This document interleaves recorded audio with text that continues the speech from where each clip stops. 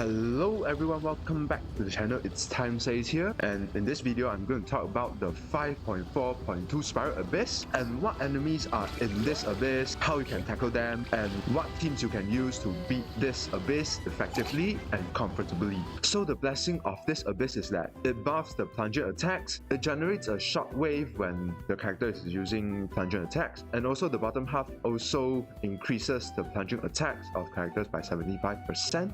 And on the top half, it increased the elemental skill hydro damage by 75%, so it's basically for Farina, and the bottom half is for plunger attack characters. And on the first chamber, top half, first wave, we have this Breacher Primus, which is the big Geo one.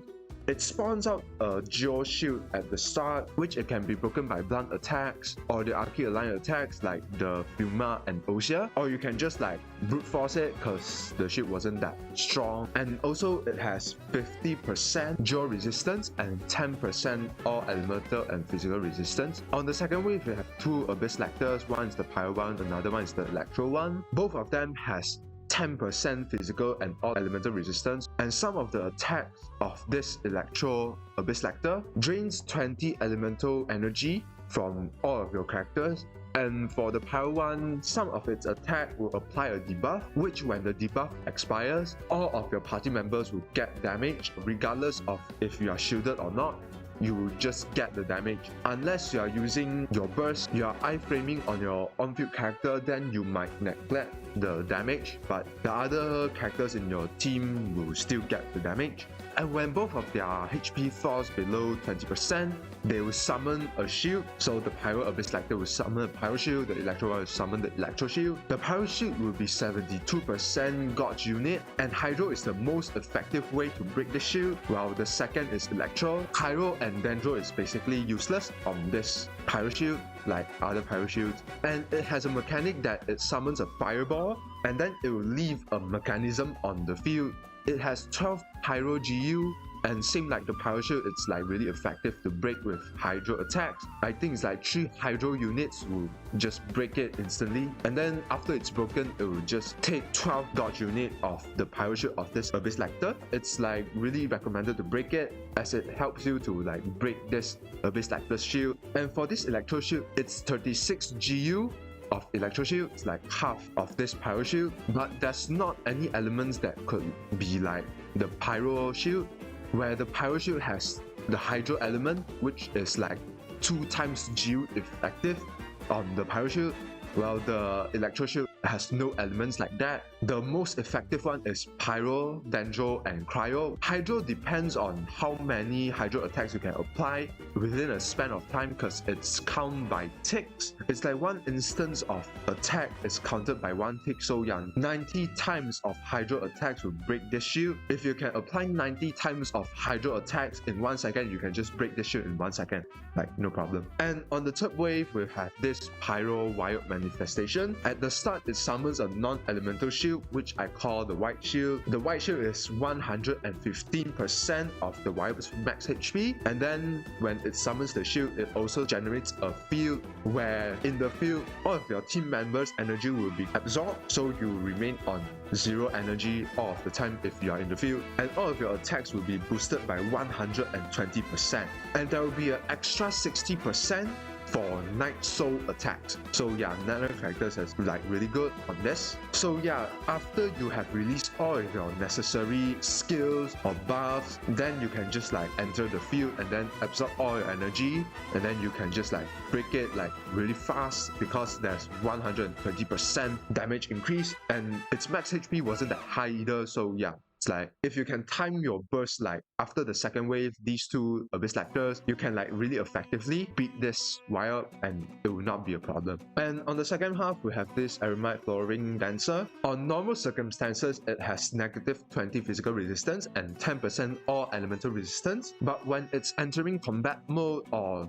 literally when it's spawned, it will summon a Dendro Spirit, it will summon another companion, or just call it a Dendro Summon. It will enter an enhanced state, which all of its resistance will add up by 50%, so it will be 30% physical resistance and 60% elemental resistance. And after you kill the Dendro Summon, it will become paralyzed, and then it will return back to the normal resistance.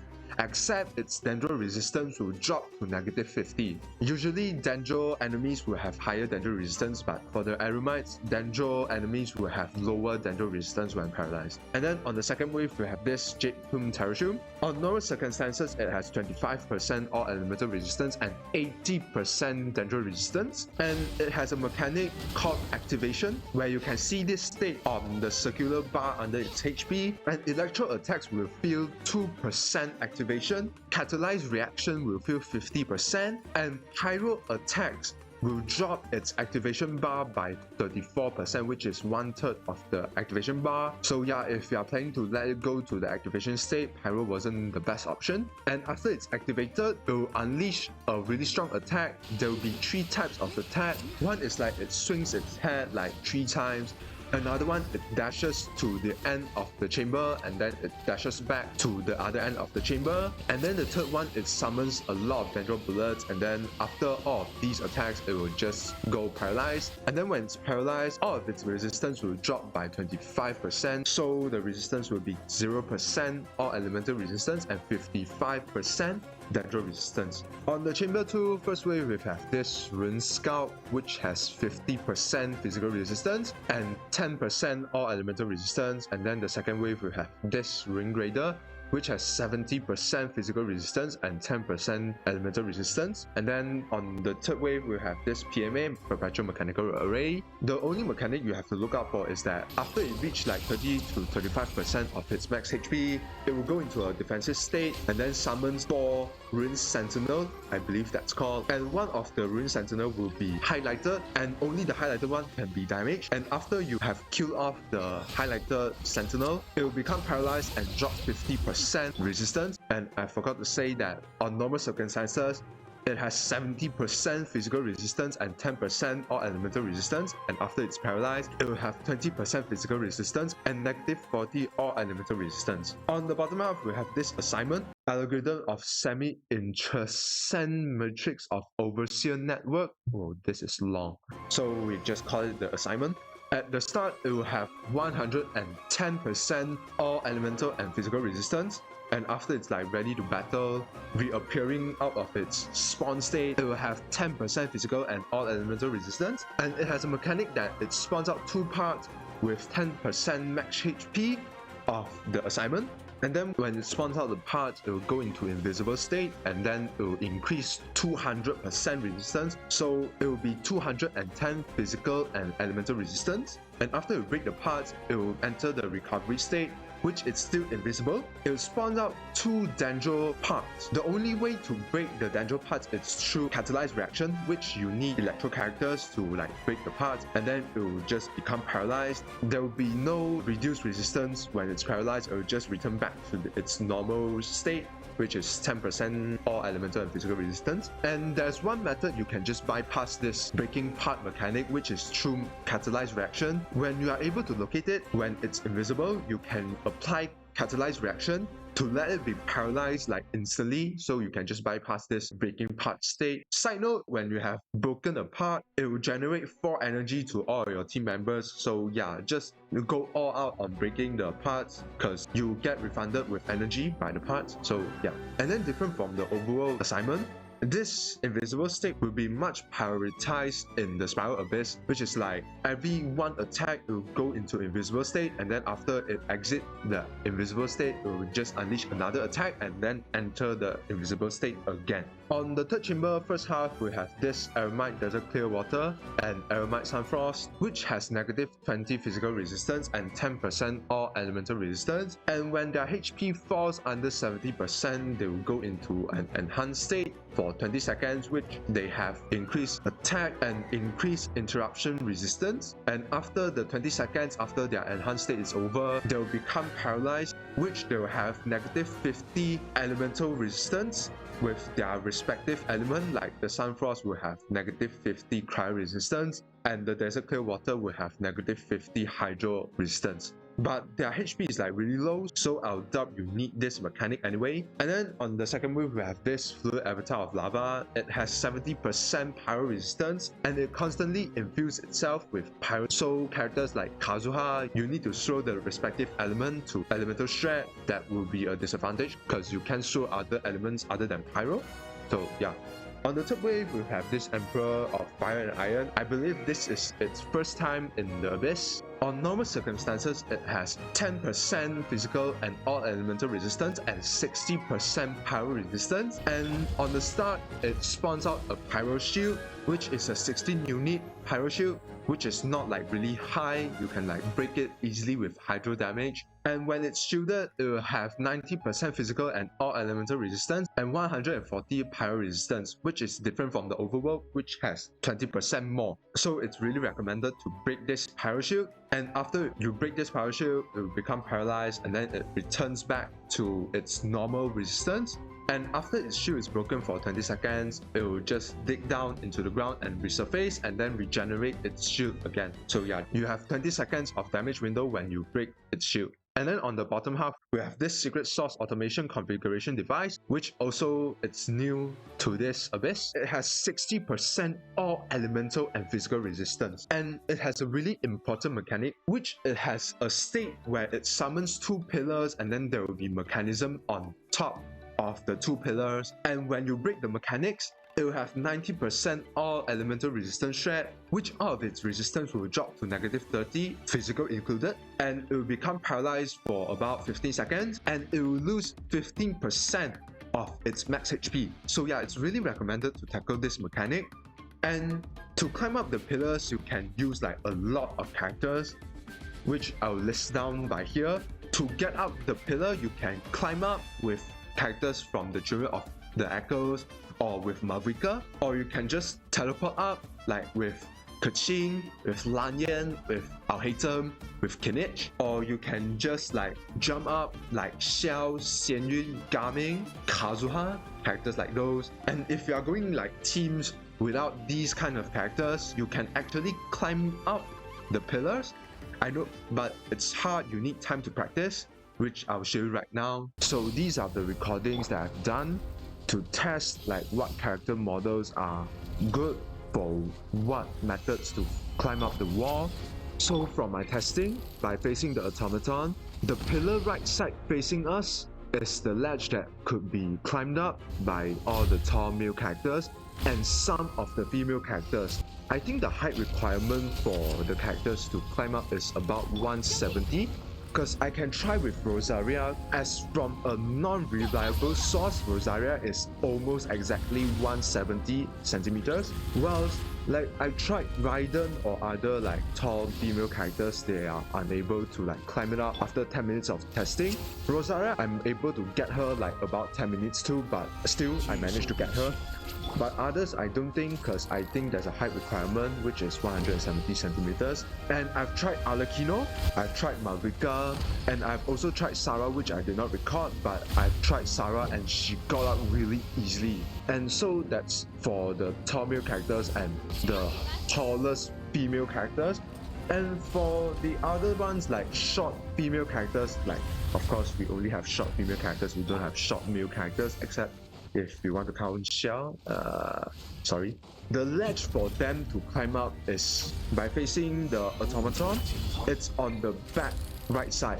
That's one small clip which is approximately half of the height of the pillar. Yeah, that's the ledge we want to go to. We go to the right side of the ledge and then we just go hugging the pillar, continue go straight, and then we turn left by a little and then jump. That's the way we get up the pillar. So I've tried the short female characters, the lollies, they can get up, and then the medium female characters can get up. And then I have trouble with trying medium male characters. They are like more difficult on climbing up that ledge. I do think it's skill issue because I've only practiced this for like half an hour, and most of the time it's just Mavrika riding her bike around the automaton to speed up the energy filling process to quicken this mechanic to come up. So maybe it's skill issue, but I've seen like other Abyss content creators, they're able to get them with Bennett, and also streamers on Bilibili, they can get it with, they can climb up with Bennett. So yeah, I do think that's the ledge for medium, female, and male and Lolly characters. And also, if you're asking if both characters can get them, no, because you can see there's a shield on the mechanic. So yeah, both characters are unable to get them.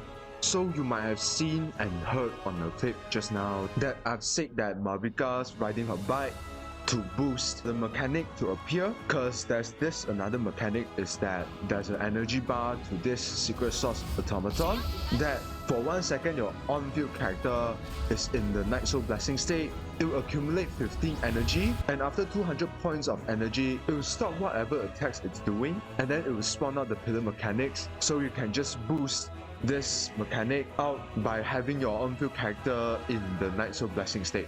And if your team doesn't have a Night Soul character, you can just like wait for 40 seconds. The mechanic will spawn like every 14 seconds after it spawns, or after it's not paralyzed. Yeah, you will need to wait for 40 seconds, and then after that it will enter the mechanic.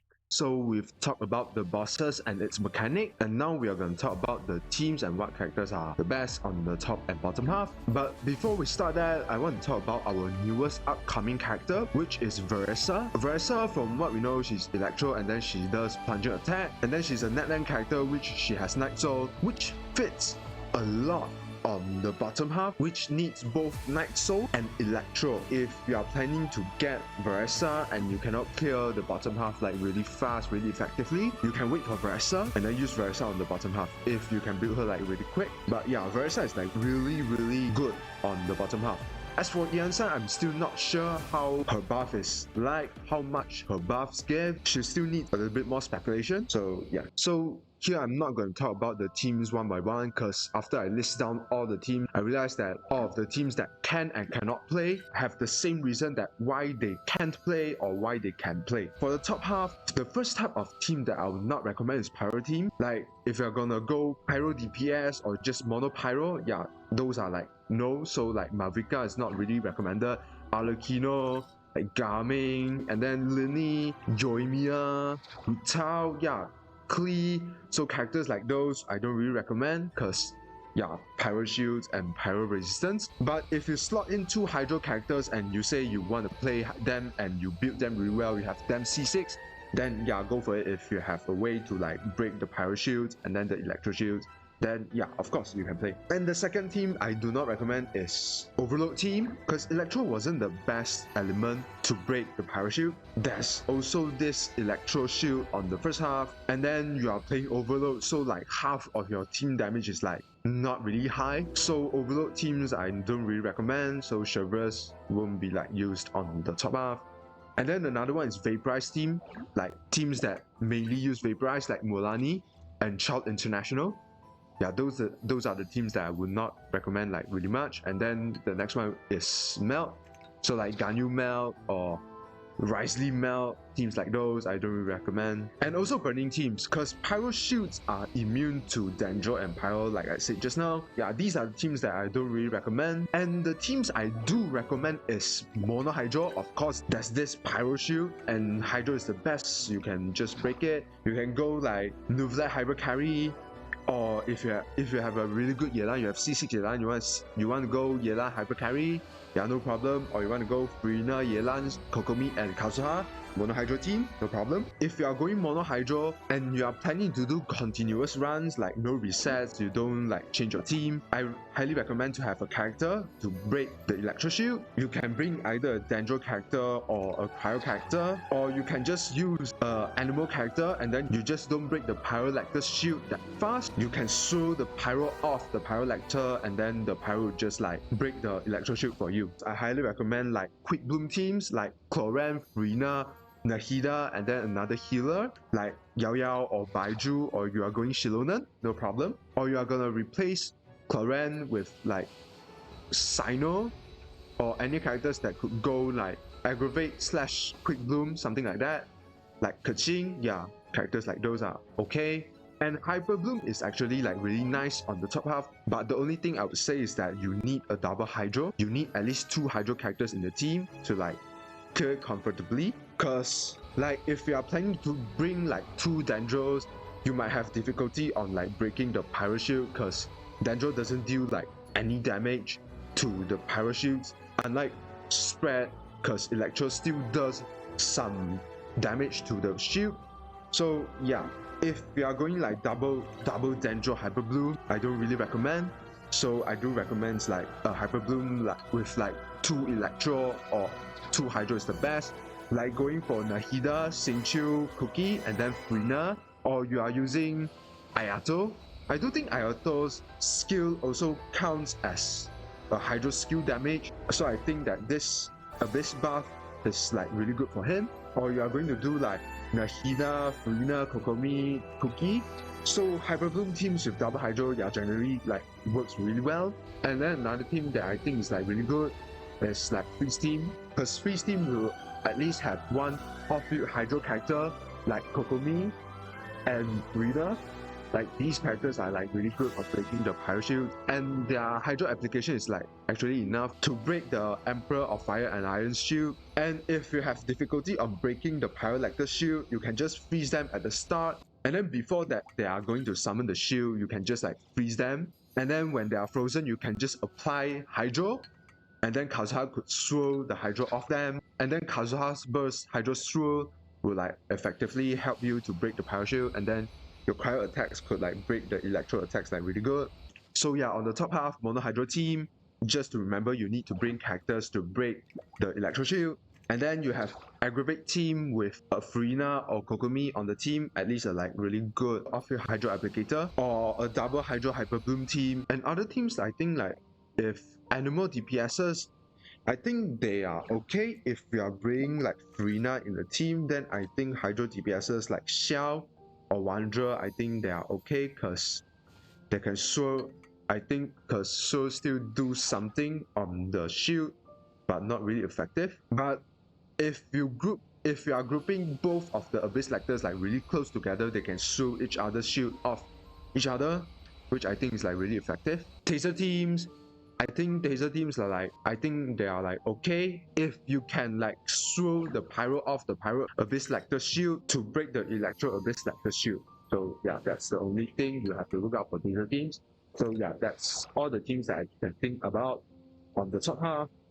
And if there are other teams that I didn't really talk about, if you build them really well and then you have a way to like bypass the mechanics, like if you have Navia and then you are bringing Frina and Kokomi in her team, like Chiori Navia and then or Chiori Bennett and then Frina Kokomi in the team, then yeah, I do think they could do it, but I don't really know. I think that's like, it depends on the player. So yeah, and also like Nilou Bloom, I think it's like, if you think about it, like Nilou Bloom is like actually okay on the top half because Hydro can break the Pyro Shield and then Dendro can break the Electro Shield, and then after the shield is broken, most of the time Nilou can still do her Bloom, except for like shield breaking or beating the Fluid Avatar of Lava because it infused himself with Pyro. So yeah, I think that those are the only times that Nilou wasn't able to do her Nilou Bloom. If you are planning to play Nilou this time, yeah, she can go on the top half, no problem. So on the bottom half, I'll categorize teams in 3 sections. The first one is the teams that you can play like really comfortably. The first one, the most comfortable one, is Versa, which she wasn't out yet, but by the Abyss lineup, you can know that Versa is like really suitable for this Abyss. And then 2 types of teams that is like 50% comfortable on the bottom half, which is, the first one is Natlan character teams like Chaska or Mavrika, yeah, teams like that. They can speed up the Secret Source automatons mechanic, and then I think all of the Natlan characters can climb up the pillars like really easily. Even Mulani, if you enter a skill and then she can just jump really high and just climb up the pillar, no problem. Yeah, all of the Natlan characters are like really comfortable on the third chamber, but on the first 2 chamber you need electro characters. But the first chamber, like 25% resistance, yeah, you can just like ignore that if you have your characters built like really well. The only thing is that on the second chamber, if you don't have an electro character, you only have like 20 seconds of damage window each time it goes into its invisible mechanic.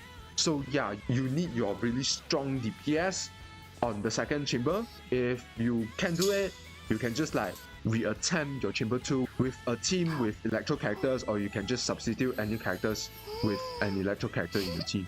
The second team is like 50% like good is teams with Electro characters like just now, because Electro is like really good on the first chamber and second chamber.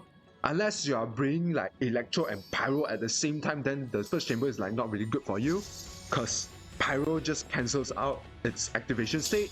And on the third chamber, you just need to ensure that the top half, you can clear the top half really fast to ensure that you have enough time for the automaton to enter its mechanic 2 times. So I assume the time you need to break its mechanic plus the time it's paralyzed is about like 25 seconds, and then you need to wait for 40 seconds for it to like have its mechanic to spawn. That's about like roughly a minute and 5 seconds, and you need 2 of them. If I ignore the second paralyzed time, like maybe you after you break its mechanic and then after the 15% max HP deduction and then it dies, then yeah, you just need to have like about 1 minute and 50 seconds on the bottom half to clear it like really clutch. And then the second category of teams I would say is teams that you have built really well but wasn't like suitable for the mechanic. Like it doesn't have any like Electro characters in the team, and then it doesn't have any like Natlan characters in the team. Yeah, but you have the characters like built really well. Like if you want to play like Mono Pyro Arlecchino, you have her like C6, then yeah, of course you can just like bring her just to make sure that your team can deal enough DPS on the short DPS window of the assignment, and also to ensure that you have enough time on the bottom half to let the automaton to enter its mechanic 2 times, and then characters to climb up the pillar. If not, you might need to learn the way to climb up the pillars like really manually. And then also the third team, which is Dendro teams, not like aggravate that kind of Dendro teams. The Dendro teams that only deal Dendro damage like Spread and Hyperbloom. Why I specify them as the third category? Because on the third chamber, the automaton has 60% all elemental resistance, so it's fair, and the assignment has 10% all elemental and physical resistance, which is also fair, and it doesn't have any resistance. But on the first chamber, the Dendro Chicken has 80% Dendro resistance. So the only resistance, the only high resistance for the bottom half is Dendro. If you are able to brute force the Jade Plume Terrashroom with your Dendro team, then you can just categorize your Dendro team on the second category, which is like normal teams that doesn't have an Electro character or Natlan character. But like almost all Dendro team has like an Electro character in the team, so yeah, it will be like an advantage for you on the second chamber, but on the first chamber it isn't. If you are able to like clear it with your Dendro team on the first chamber, you can just like use another team, because it's the first chamber. You can just like repeatedly like change your team, find the best team for you to like clear the whole first chamber. So yeah, I think that's all for this Abyss. I think that's most of the teams that I covered like really comfortably. So for conclusion, first half, like really comfortable, which is like Hydro teams, Neuvillette Furina, for example, or you are going like Mono Hydro, like Furina, Yelan, and then Kokomi. I don't have Kokomi, so I just like putting Mona here, and then like Kazuha, or like Sitlali, like characters like those. And another one is that you can do like quick boom teams. Like I don't really have Koran, I don't really have Sino, so I'm just using Raiden as a substitute. And then the Hydro character in the team, I really recommend Furina, because of course of the buff, and then she's like a really good off-field Hydro applicator. And on the fourth slot, you can go like either Baiju or Shilonen or Zhongli or Kazuha or Yao Yao. Yeah, just like any characters you find like really comfortable. And then double Hydro Hyperbloom, the Hydro characters could be like really good Hydro applicators like Furina, like Kokomi, like Ayato or Here, Xingqiu, Yelan.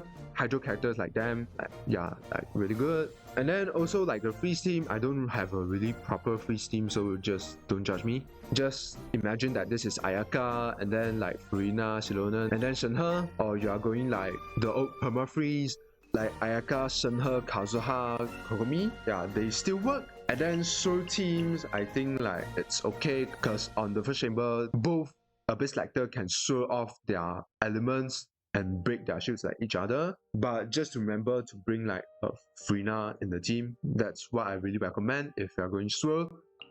Or if you are going Chaska, which I didn't really mention just now, Chaska, I think that she's like really okay, because she's not like a really animal character.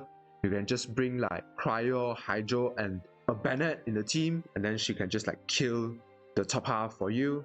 no problem. And on the bottom half, it's just like any team you want to play, you can just play except for Hyper Bloom or like Dendro heavy teams. If you can clear the first chamber bottom half, you can just like switch out other teams because it's the first chamber and you can just like restart and then switch teams, no problem. If you want to play really comfortably, you will need to bring electro characters on the bottom half or netline characters to boost the third chamber's bottom half, the automaton's mechanic. So yeah, that's really all for this Abyss, and I hope this guide helps you. If it does, leave a like and subscribe, I really appreciate it, and I'll see you guys later. Bye!